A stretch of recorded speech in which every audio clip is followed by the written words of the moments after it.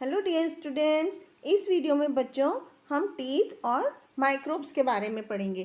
बच्चों, हमारे दांत होते हैं और हमारी जीभ वो हमारे मुंह का एक अहम हिस्सा होते हैं। हमारे खाने को डाइजेस्ट करने में हमारे दांतों का इम्पॉर्टेंट रोल होता है। तो हमारे दांतों का हमारे शरीर में क्या क्या काम है उसके बारे में हम पढ़ते हैं कि हमारे जो दांत होते हैं वो हमें खाने को काटने के लिए और चबाने के लिए यूज़ होते हैं। उसके अलावा हमारे फेस को, हमारे चेहरे को वो प्रॉपर शेप देते हैं, एक आकार देते हैं अच्छा। और उसके अलावा हम दांत होते हैं तो हम अच्छी तरह से क्लियरली बोल पाते हैं। कुछ वर्ड्स होते हैं जो कि बिना दांत के हम साफ नहीं बोल पाते। तो इस तरह से ह्यूमंस में दांतों के दो सेट होते हैं। पहला होता है मिल्क टीथ, दूसरे होते हैं परमानेंट टीथ। तो सबसे पहले हम मिल्क टीथ के बारे में पढ़ेंगे, जिन्हें हम दूध के दांत बोलते हैं। तो जब बच्चे पैदा होते हैं तो उनके मुंह में कोई दांत नहीं होते हैं, और जब वो 6 महीने के करीब हो जाते हैं उनकी उम्र, तब उनमें पहले साल, जो 2 साल तक जो दांत निकलते हैं उनको हम मिल्क टीथ बोलते हैं। लगभग 20 दांत उनके छोटे बच्चे के, 2 साल तक के बच्चे के होते हैं। तो इनको हम टेम्परेरी टीथ भी बोल सकते हैं, जो कि टेम्परेरी टीथ इसलिए बोलते हैं क्योंकि एक समय के बाद ये निकल जाते हैं, गिर जाते हैं, इसलिए इनको हम मिल्क टीथ बोलते हैं। इसके बाद दूसरे होते हैं परमानेंट टीथ। जैसे बच्चा बड़ा होता है तो उसके जो मिल्क टीथ होते हैं वो परमानेंट टीथ उनकी जगह पर आ जाते हैं। और टोटल जो होते हैं 28 परमानेंट टीथ होते हैं, जो कि 6 से 12 साल की उम्र के में आ जाते हैं। और 4 उससे ज़्यादा टीथ और होते हैं जब एक व्यक्ति 20 साल का हो जाता है, उसके बाद उसमें आते हैं, जिन्हें हम विजडम टीथ बोलते हैं। तो एक अडल्ट में बच्चों 32 दांत का सेट होता है, जिसकी हमें परमानेंट टीथ जो होते हैं उनकी हमें, जो कि रिप्लेस नहीं होते, इसलिए उनकी हमें ज़्यादा देखभाल करने की ज़रूरत होती है। एक दिन में हमें 2 बार ब्रश करना चाहिए। अब हम स्ट्रक्चर ऑफ टूथ, दांत के बनावट के बारे में समझते हैं कि दांत जो होते हैं हार्ड होते हैं, मजबूत होते हैं, और बोनी स्ट्रक्चर होता है, बोन से बना हुआ स्ट्रक्चर होता है, जो कि हमारे ऊपर और नीचे के जबड़े में फिक्स होता है। हमारे दांत जो होते हैं वो हमारे एक मुलायम से गुलाबी रंग के गम्स के अंदर उगते हैं, निकलते हैं बाहर। तो गम्स में हमारे दांत फिट रहते हैं, पकड़े रहते हैं गम्स हमारे दांतों को।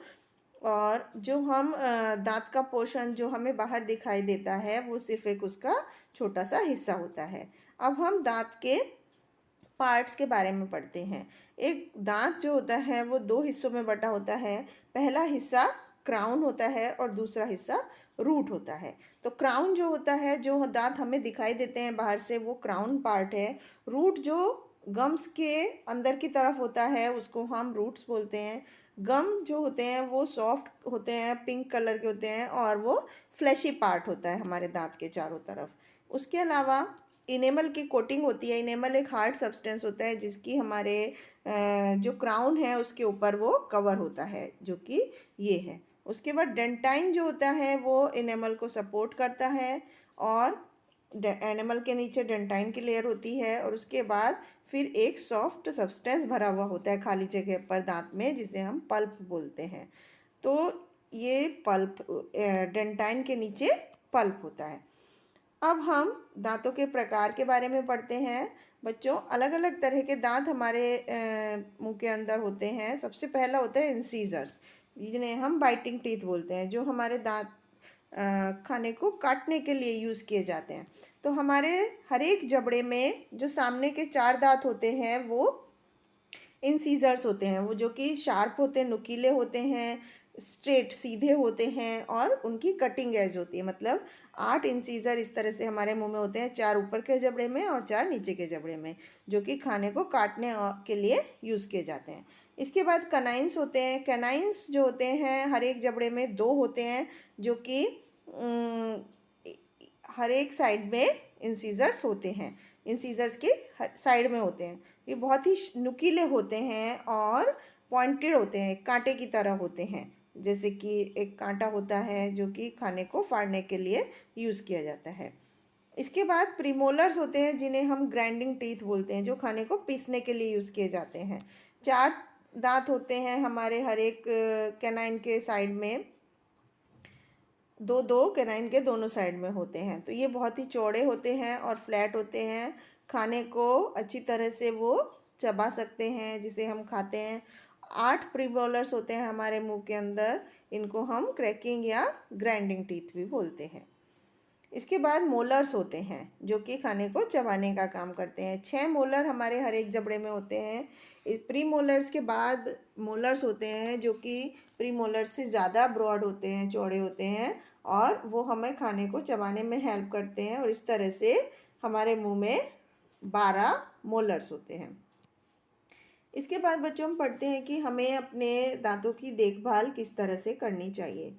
तो जब हम खाना खाते हैं तो हमारा जो खाना है वो हमारे दांतों के बीच में कुछ कुछ फंस जाता है। यदि हम उसको साफ़ नहीं करेंगे हमारे दांतों को तो खाने के बाद, तो हाँ, उसके अंदर फिर नुकसानदायक बैक्टीरिया पैदा हो जाते हैं जिससे जर्म्स हो जाते हैं। तो ये जर्म्स जो होते हैं ये हमारे जो दांतों के ऊपर एनिमल की लेयर होती है उसमें कैविटी या एक छेद जैसा पैदा कर देते हैं। वो छेद इतना बड़ा हो जाता है कि हमारे जो दांत के अंदर पल्प है उसकी नसों तक पहुंच जाता है और हमारा दांत जो है वो सड़ना शुरू हो जाता है। तो उसको रोकने के लिए या उस अपने दांत को सुरक्षित रखने के लिए, सड़ने से बचाने के लिए हमें अपने दांतों की प्रॉपर देखभाल करनी चाहिए।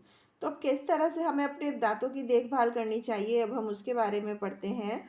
कुछ टिप्स देखते हैं। सबसे पहले हमें अपने दांतों को दिन में 2 बार ब्रश करना चाहिए। एक बार मॉर्निंग में और एक बार रात को सोने से पहले। और हमें हेल्दी खाना खाना चाहिए जैसे मूली, गाजर, कैबेज। इससे क्या हमारे दांतों की और मसूड़ों की एक्सरसाइज भी हो जाती है। और हमें रेगुलर चेकअप एक डेंटिस्ट के पास जाकर कराना चाहिए। अपनी जीभ को टंग क्लीनर से साफ़ करना चाहिए। और एक सॉफ्ट और सही साइज़ का ब्रश से हमें अपने दांतों को ब्रश करना चाहिए।